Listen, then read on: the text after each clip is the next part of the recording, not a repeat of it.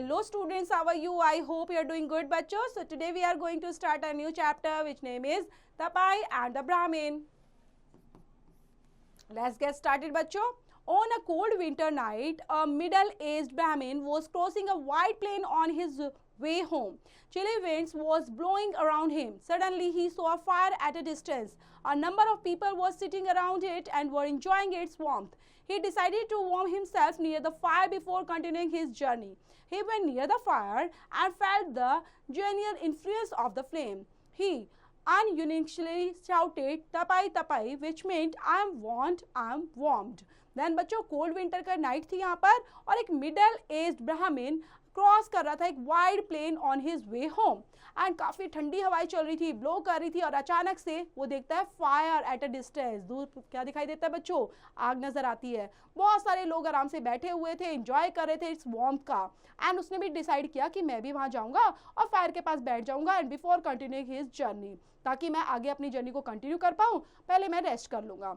He went near the fire and felt the genuine influence. और फिर क्या दिखता है बच्चों? जैसे वो उसके पास जाता है वहां पर एक कुछ अलग से इन्फ्लुएंस दिखाई देता है, जेन्युइन इन्फ्लुएंस. और वो देखता है unintentionally shouted, क्या बोलने लग जाता है? तपई तपई, which meant क्या था बच्चों? I am warmed. I did not know that the creatures sitting around the fire were ghosts who were sworn enemies of mankind. They were shouting obscene words which was not unusual for their race.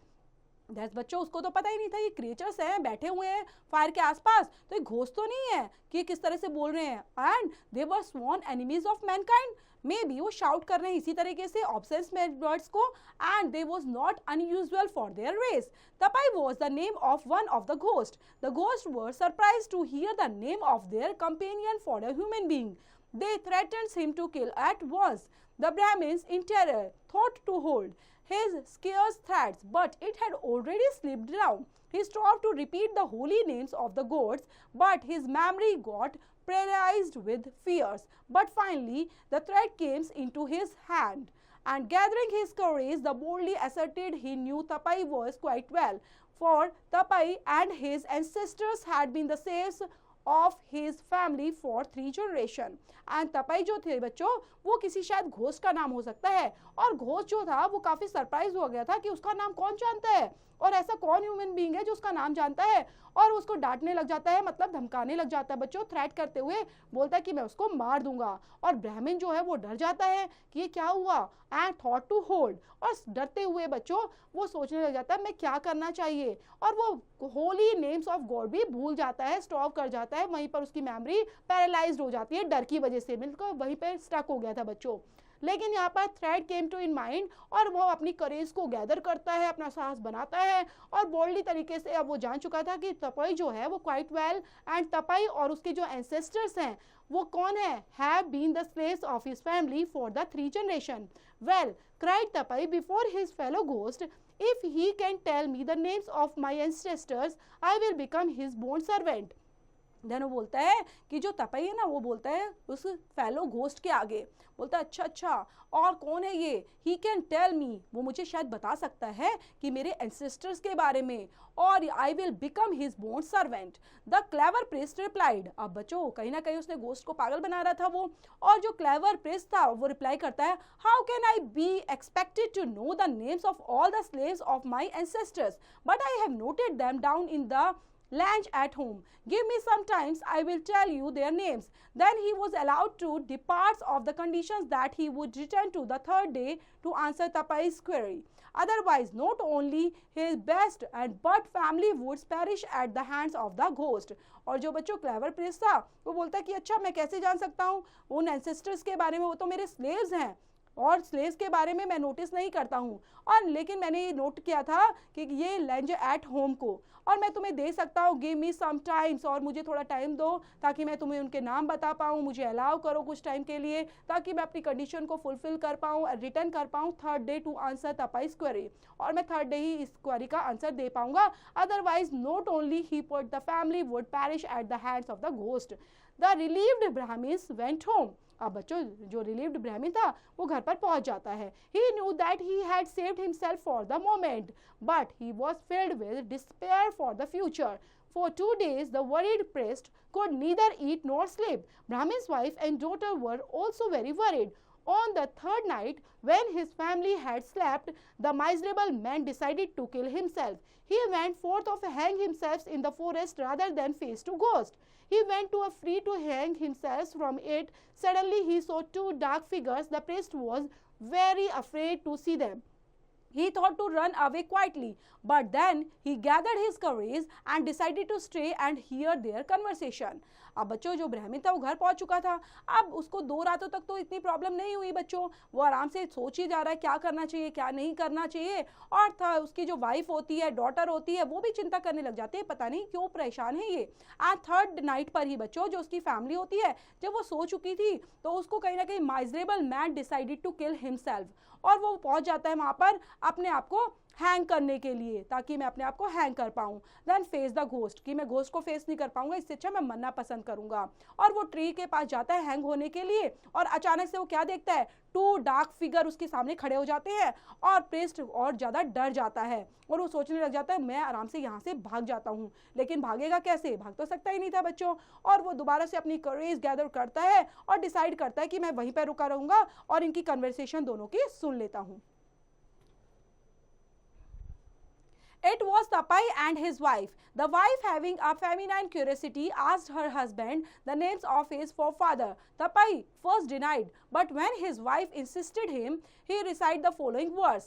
और यहाँ पर बच्चों जो तपई थे और उसकी wife थे, दोनों बात करना शुरू करते कन्वर्सेशन, और उसकी wife having the feminine curiosity थी ताकि वो पूछ सके हर हस्बैंड के बारे में, नेम्स ऑफ हिज 4 फादर्स के बारे में। एंड तपई डिनाइड कर देता है उनको बताने के लिए, लेकिन उसकी वाइफ जो थी वो अभी भी इंसिस्टेड कर ही जा रही थी कि बताओ मुझे। Then Haramu and his sons Charamu and his son Apai and his sons Tapai. Then वो बच्चों बताने लग जाते हैं कि नाम, पहला कौन था, हरामाऊ, then बच्चों चारमाऊ and Apai, और फिर उसका बेटा तापाई। Then Brahmin learned the words by heart. Then he galloped and his way sang through the dark forest. और ब्राह्मण ने तो उनके वर्ड्स को याद कर लिया था और अब वो जा रहा था आराम से डार्क फॉरेस्ट में। The priest was now full of confidence. Next evening he went to the ghost. He recited the words before the ghost. Tapai could not believe his ears, but now he could not do anything. Rest of the ghost forced him to accept the priest as his master, and he had to accompany him. और जो priest ने बच्चों पूरा confidence लेते हुए next evening में वो चला जाता है घोस्ट के पास और आराम से रिसाइट कर देता है उन्हीं वर्ड्स को घोस्ट के आगे। और घोस्ट बच्चों सुन के उनको पहले तो विश्वास नहीं हुआ, लेकिन कहीं ना कहीं बच्चों उनको एक्सेप्ट करना पड़ा और वो उनके बन चुके थे servant. But the ghost put one condition before the priest. Tapai would perform all tasks given to him from dawn till night, but he must be kept occupied all the time. At first, the condition seemed easy to priest. The ghost was ordered to build a palace and a temple, dig a tank, procure and bridge grooms for the Brahmin's daughters, and many other work. But there is a limit of human desires and wants. So a time came when the Brahmin could not find any more work for the ghost. In spite of all the luxuries and which he was now surrounded, the Brahmin was now a tensed and the perplexed man. लेकिन बच्चों जो ghost थे ना उन्होंने एक condition और रख दी priest के आगे, and Tapai would perform all the task given to him from dawn till night. और वहां पर वो सोच रहे हैं उन्होंने ऑक्यूपाइड कर लिया था उन चीज़ों को, और फर्स्ट उन्होंने कंडीशन रखी इजी टू द प्रिस्ट के लिए कि घोस्ट जो है वो order to build a palace, कि घोस्ट को क्या दिया गया कि एक पैलेस बिल्ड करने के लिए, एक टेम्पल बिल्ड करने के लिए, एक टैंक खोदने के लिए और एक ब्रिज ग्रूम बनाने के लिए ब्राह्मण्स की डॉटर्स के लिए, और साथ में बहुत सारे वर्क भी उनको दे दिए थे क्योंकि उनके सर्वेंट बन चुके थे वो। और यहाँ पर बच्चों ह्यूमन डिजायर्स की तो कोई लिमिट ही नहीं होती है, वो बार बार कुछ ना कुछ ब्राह्मण बताए जा रहे हैं, टास्क दिए जा रहे हैं घोस्ट को और घोस्ट कंप्लीट करते जा रहे हैं। और जितनी भी लग्जरियस था which he was now surrounded, the brahmin was now tensed, लेकिन अभी भी वो परेशान था कि अब वो क्या काम दे इन घोस्ट के लिए, क्योंकि ये सर्वेंट है नहीं तो मुझे मार भी सकते हैं। The Brahmins could not find a way out of the situations. He felt that he would die to sheer worry and anxious thought. But his wife came to his rescue. He plucked a curly hairs from her husband's eyebrow.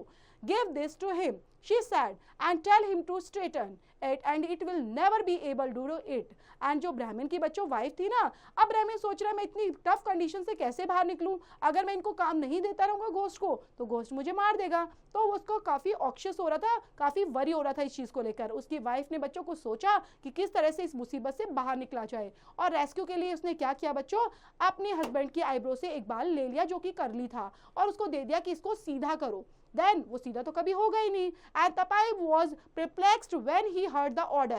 He did not know how to straighten the hair. He pulled the hair and pressed it and ratted it, but all his efforts went in vain. He worked hard again and again to straighten the hairs, but to do no avail. The moment straightened it, the curled up again. At last, Tapai had to admit that he could not fulfill the task. और तपाई को बच्चों जैसे काम मिल चुका था कि उस बाल को सीधा करने के लिए बार बार करता, लेकिन वो बार बार कर्ल हो जाता था, फिर करता, फिर वो कर्ल हो जाता था। लास्ट में उसने हार ही मान ली थी बच्चों कि टास्क को वो कंप्लीट नहीं कर पाएगा।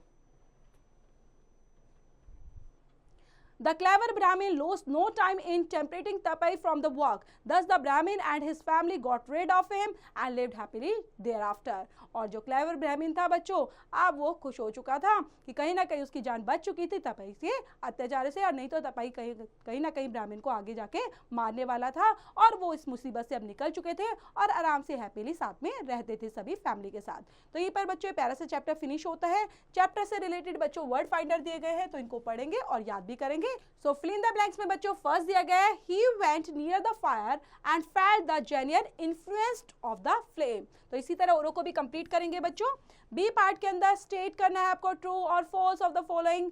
On a summer night a middle aged brahmin was crossing a river. No, this is the false statement बच्चों। तो औरों को भी चैप्टर पढ़ते हुए कंप्लीट करेंगे। Move to the C part, who said to whom. Tapai तपाई, ये किसने बोला था बच्चों, तो ये बोला था घोस्ट ने ब्राह्मण को। नेक्स्ट है बच्चों जिसमें आपने सेंटेंस मेक करने हैं फॉर द फॉलोइंग वर्ड से रिलेटेड क्रिएचर्स। तो there are many creatures living in the environment. तो इसी तरह आपने औरों के भी सेंटेंस फुल करने हैं और बनाते हुए राइट डाउन करेंगे। एनरिच योर स्किल्स की तरफ बच्चों फर्स्ट क्वेश्चन करना है आपने मैच द राइमिंग वर्ड्स को लेकर। लाइक वाइड, वाइड से रिलेटेड क्या वर्ड हो सकता है बच्चों, लाइक यहाँ पर कई वर्ड्स दिए गए हैं, येलो है, किल है, फ्री है, राइड, डियर या हिंट। तो यहाँ पर वाइड के साथ आने वाला है बच्चों राइड। तो इसी तरह औरों को भी मैच करना है आपने। Move to the B part, make interrogative sentences by using the words given below. तो यहाँ पे इंटेरोगेटिव सेंटेंस मेक करने हैं with the help of these word बच्चों। एक्सपेक्ट, सो यहाँ पर is there expectations to your brother. तो यहाँ पर इस तरह से सेंटेंस फॉर्म करेंगे जो कि क्वेश्चन मार्क से एंड होंगे बच्चों, तो उनको बोलते हैं इंटेरोगेटिव सेंटेंसेस। नेक्स्ट है बच्चों write the antonyms of the underlined words in the following sentences. So यहाँ पर एनोटोनियम्स आपने फिल करने हैं। The ghost were surprise, the ghost were not surprised या फिर अनसरप्राइज्ड बच्चों आप राइट डाउन कर सकते हैं। सरप्राइज का अपोजिट वर्ड आप राइट डाउन करेंगे। नेक्स्ट है बच्चों जिसमें ग्रामर पोर्शन के अंदर आप सीखने वाले हैं fill in the blanks correct verb from the given brackets. Bread and milk dash his only food. So bread and milk was his only food, क्योंकि ब्रेड और मिल्क को बच्चों साथ में ही रखा जाता है।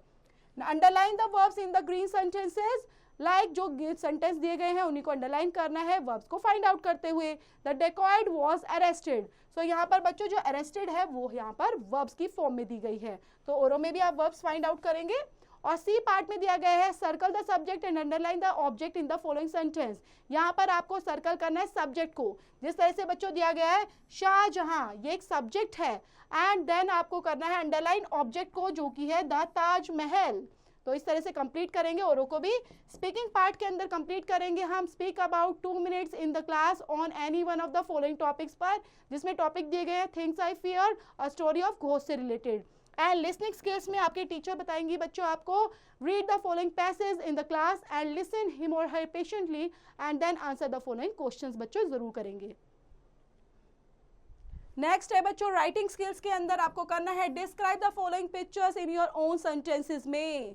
एंड एक्टिविटी आपने करनी है एक चार्ट और कोलाज की हेल्प से डिपिक्टिंग करना है द प्रेजेंट स्टोरी को। तो प्यारा सा चैप्टर बच्चों यहीं पर फिनिश होता है।